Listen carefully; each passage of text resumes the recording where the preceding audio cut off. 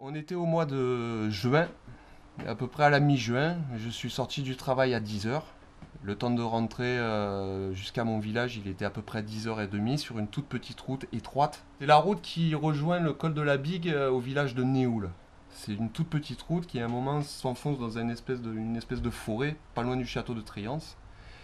J'ai percuté une masse, quelque chose d'énorme, robuste, trapu, sombre. Je me suis retrouvé 20 mètres plus loin avec la voiture immobilisée. J'ai dû forcer la portière du conducteur parce que il m'a enfoncé le pare-choc, les phares, l'aile, et il est revenu jusque sur le côté conducteur. J'étais coincé dans la voiture. Un sanglier géant, une espèce de Golgoth que j'ai jamais vu dans les livres, même de préhistoire. Mais j'ai cru que j'allais rester coincé, qu'il allait revenir pour me bouffer dans la voiture, la bestiole. Sous le coup de l'émotion, j'étais prêt à le poursuivre dans la colline avec un couteau pour l'achever. Mais le témoin qui a vu la bestiole se relever devant sa voiture, il m'a dit non, non, tu restes là. Tu restes là. Parce que la bestiole, elle fait la taille de la route.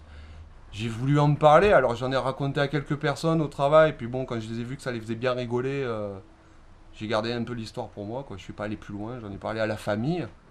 J'ai aucun doute, c'est le Fako, mon cher. C'est quelque chose dont on entend parler, auquel on veut pas croire. C'est quelque chose dont on nie l'existence parce qu'on en a peur, jusqu'au jour où on le voit, et jusqu'au jour où on se le prend en pleine face. Et là, à partir de là, ben, avant de faire la route, on réfléchit à 3 fois, et puis maintenant, c'est pas grave, je fais le détour par Garéoul, mais je passe plus par là, c'est terminé, j'ai trop peur.